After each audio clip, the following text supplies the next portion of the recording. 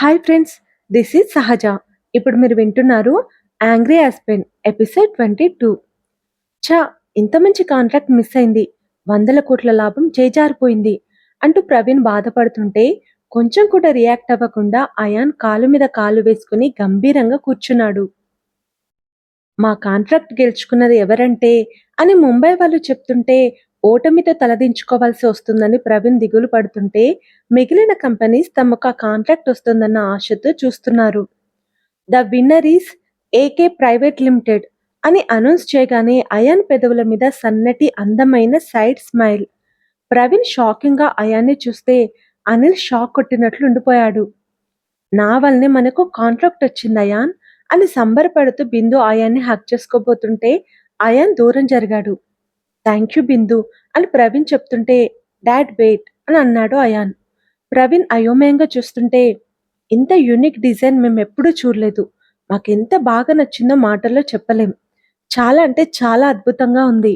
ఈ design create చేసిన architect Diya thank you very much. You are very talented. Diya లాంటి great architect దొరకడం మీ company చేసుకున్న అదృష్టం అని ముంబై కంపెనీ వాళ్ళు ఇంగ్లీష్లో స్పీచ్ ఇచ్చారు.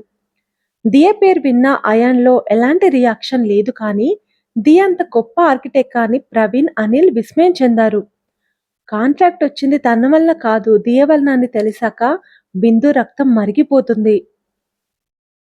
తన వల్ల కంపెనీకి అంత మంచి కాంట్రాక్ట్ రావడంతో సంతోషంతో గాలిలో తేలిపోతున్న దియా దగ్గరికి ప్రవీణ్ వచ్చి థ్యాంక్ యూ దియా అంటూ ఆమె భుజం మీద ఆప్యాయంగా తట్టాడు.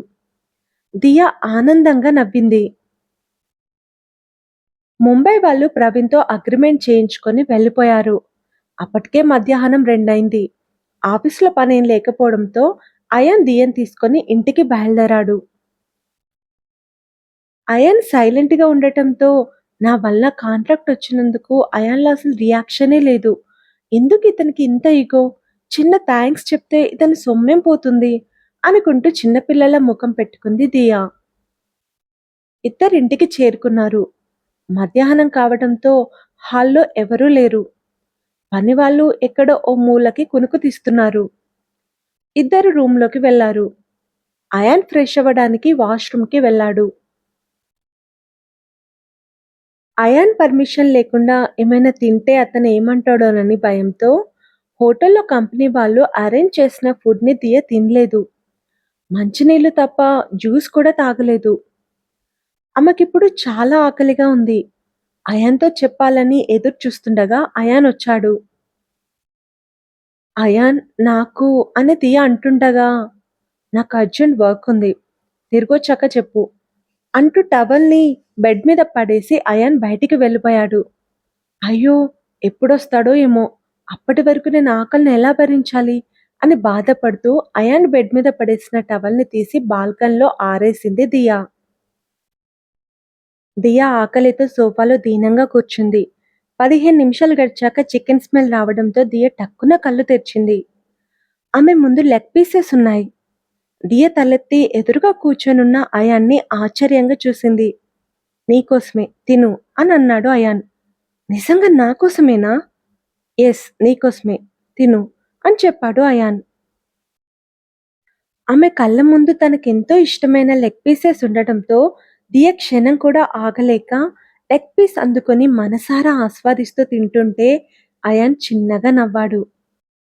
ఎదురుగా తనున్న విషయం కూడా మర్చిపోయి చికెన్ని హ్యాపీగా తింటున్న దియని అలాగే చూస్తుండిపోయాడు అయాన్. ఇంకా 2 లెగ్ పీస్లు మిగిలాయి. అవి కూడా ఆమెకు తినాలనుంది, కానీ కడుపులో చోటు లేదు. అంత కష్టపడకు, రాత్రి తినొచ్చులే అన్న అయాన్ గొంతు విని అప్పుడు చూసింది దియా తన ఎదురుగా ఉన్న అయాన్ని. సారీ, మీరు ఉన్న విషయం కూడా మర్చిపోయాను అని అంది దియా. ఇట్స్ ఓకే అని అన్నాడు అయాన్. నిజంగా నైట్ నేను ఈ లెగ్ పీసెస్ తినొచ్చా అని ఆత్రంగా అడిగింది దియా. నైటే కాదు, నీకెప్పుడు తినాలనిపిస్తే అప్పుడు నీకు నచ్చిన ఫుడ్ తినొచ్చు. ఇక మీదట ఫుడ్ విషయంలో నీకు రిస్ట్రిక్షన్స్ లేవు అని చెప్పాడు అయాన్. దియ ఒక్క ఉదుటున నిల్చుని నిజం నిజంగానేనా అని ఆనంద బాష్పాలతో అడిగింది. ఎస్ అంటూ లేచి వెళ్ళి బెడ్కి ఆని కూర్చున్నాడు అయాన్. నా వలన ముంబై ప్రాజెక్ట్ వచ్చినందుక అని అడిగింది దియా. వస్తుందని నాకు తెలుసు. ఈరోజు ఖచ్చితంగా నేను ఆఫీస్‌కి రమ్మంది ఇందుకే అని చెప్పాడు అయాన్. నా మీద అంత నమ్మకమేంటి మీకు? ఆశ్చర్యపోతూ అడిగింది దియా.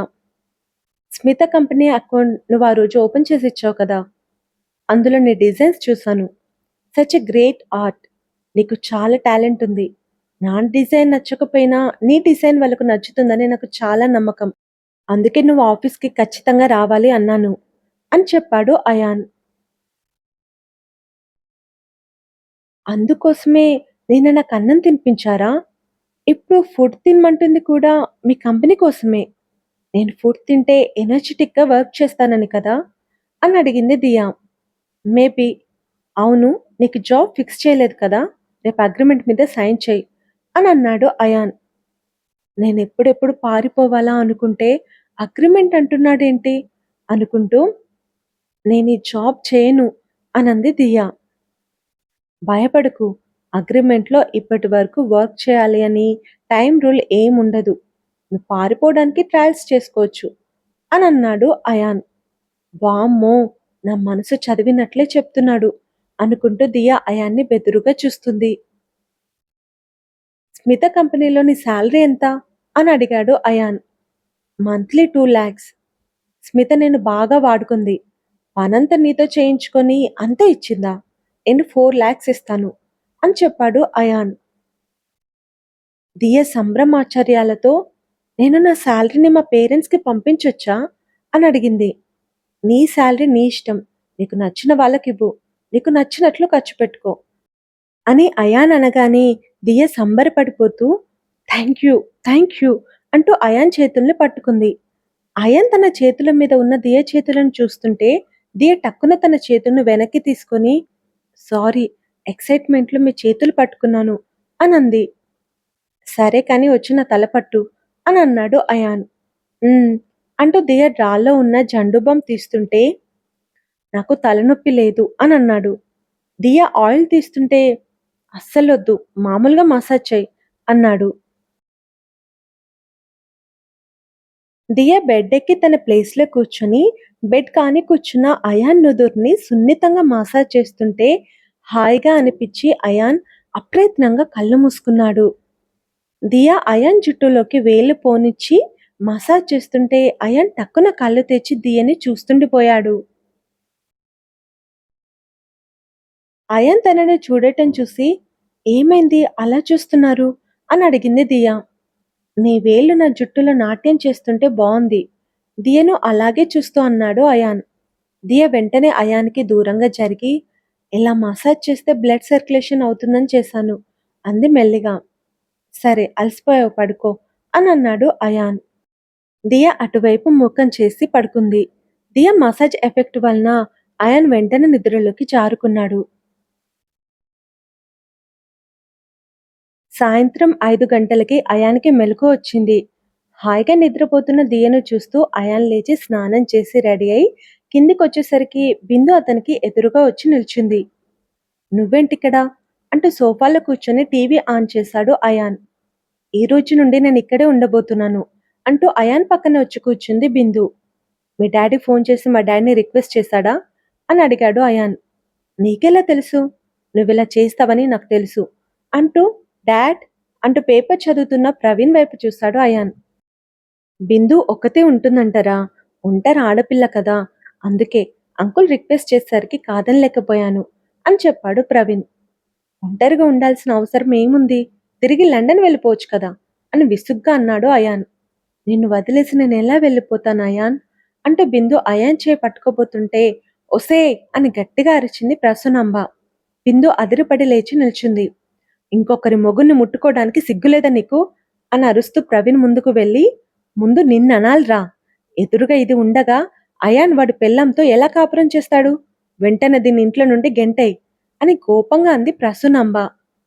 నేను మాటిచ్చానమ్మా, తప్పలేను. ఒకసారి బిందు తండ్రి మనకు బిజినెస్ విషయంలో సహాయం చేశాడు. రిటర్న్‌గా మనం ఇంత చిన్న సహాయం చేయకపోతే ఎలా? అంటూ అక్కడి నుండి వెళ్ళిపోయాడు ప్రవీణ్. అదేది? అని అయాన్ని అడిగింది ప్రసూనాంబ. ఎవరు? నీ భార్యరా? నిద్రపోతుంది. ఇక్కడ కొంపలంటుకుంటుంటే అది ప్రశాంతంగా పడుకుందా? అంటూ ప్రసన్నమ్మ లిఫ్ట్‌లో పైకి వెళ్ళింది. అయాన్, మీరిద్దరూ ఒకే రూమ్‌లో పడుకుంటున్నారా? షాకింగ్‌గా అడిగింది బిందు. వైఫ్ అండ్ హస్బెండ్ ఒకే రూమ్‌లోనే కదా పడుకోవాలి అని అన్నాడు అయాన్. అయాన్ అలా అంటుంటే బిందు భరించలేక గట్టిగా కళ్ళు మూసుకొని తెరిచి, ఖచ్చితంగా అది కిందనో సోఫాలోనో పడుకొనుంటుంది అంటూ బిందు పరుగు పరుగున మెట్లెక్కి అయాన్ గది ముందుకు రాగా, లోపలికి వెళ్తున్న ప్రసూనమ్మ బిందును చూసి, నువ్వెందుకొచ్చావే అని అడిగింది. ఊరికే అంటూ బిందు ప్రసూనమ్మ వెంట లోపలికి వచ్చి బెడ్ మీద పడుకున్న దియని చూసి షాక్ అయి నోరు తెరిచింది. ప్రసూనమ్మ నవ్వుకుంటూ, నువ్వొచ్చిన పని అయిపోయిందనుకుంటా, ఇక వెళ్ళు అనంది వెటకారంగా. బిందు కోపంగా బయటికొచ్చింది. ప్రసూనమ్మ హాయిగా పడుకున్న దియను తడుతూ, ఒసేయ్, నీ కాపురన్నది కాల్చేసేలా ఉందే, లేవవే అని అరుస్తుంది. దియ టక్కున కళ్ళు తెరిచి ఎదురుగా ఉన్న ప్రసూనమ్మని చూసి, ఏమైందమ్మమ్మా అంటూ లేచి కూర్చుంది. నీ మొగున్నది గద్దలా ఎగరేసుకుపోయేలా ఉంది. ఎవరమ్మమ్మా? ఇంకెవరు? ఆ బిందు. నీ మొగుడు కోసం అది ఇంట్లో తిష్ట వేసింది. బిందు వచ్చిందా అంటూ సంతోషంగా లేచి కూర్చుంది దియా. అదేదో బంగారం తెచ్చినట్లు ఎందుకే ఆ సంతోషం? అదొచ్చింది నీకేదో ఇవ్వడానికి కాదు, నీ మొగుణ్ణి నీ నుండి లాగేసుకోవడానికి. బిందు ఇప్పుడు ఎక్కడుంది? నిన్ను వాడు బెడ్ మీద చూసి నోరు కప్పలా తెరిచి ఎక్కడికో పోయింది. నేనిప్పుడే వస్తానమ్మమ్మా అంటూ దియ పరుగు పరుగున వెళ్తుంటే, ఎక్కడికి పోతుందిది అని వెళ్తున్న దియని అయోమయంగా చూసింది ప్రసూనాంబ. అయాన్ కోసం వెతుకుతున్న బిందు ఫోన్ మాట్లాడుతూ వెళ్తున్న అయాన్ని చేయి పట్టుకొని ఆపింది. అయాన్ కాల్‌కొచ్చేసి తన చేయిని విసురుగా లాక్కుని వెళ్తుంటే, అయాన్ ఆగు అంటూ అతనికి అడ్డుగా నిలబడింది బిందు. ఏంటి నీ ప్రాబ్లం అంటూ అయాన్ బిందును కోపంగా చూశాడు. నన్ను చూడకుండా ఒక్క రోజు కూడా నువ్వు ఉండేవాడివి కాదు. ఇప్పుడు నన్ను వదిలి నువ్వెలా ఉంటున్నావు అయాన్? నిజం చెప్పు. నేను లేకుండా నువ్వు ఉండలేకపోతున్నావు కదా? అనుక్షణం నేను నీకు గుర్తుకొస్తున్నాను కదా అని ఆశగా అడిగింది బిందు. నువ్వు నన్ను వదిలేసి వెళ్ళిన రోజే నీ మీద నా ప్రేమను చంపేసుకున్నాను. ఇంకెందుకు నువ్వు నాకు గుర్తుకొస్తావు అని అన్నాడు అయాన్. నువ్వు అబద్ధం చెప్తున్నావు అయాన్. నీకు ఇంకా నా మీద ప్రేమ ఉంది, నాకు తెలుసు అంది బిందు కన్నీళ్లతో. అబద్ధాలంటే అసహించుకునే నేను ఎలా అబద్ధం చెప్తావనుకుంటున్నావు బిందు? నేను చెప్తుంది నిజం. ఇప్పుడు నాకు నీ మీద అనుబంధ ప్రేమ కూడా లేదు. నువ్వు నన్ను వదిలి వెళ్ళిన రోజే నా ప్రేమను చంపేశాను.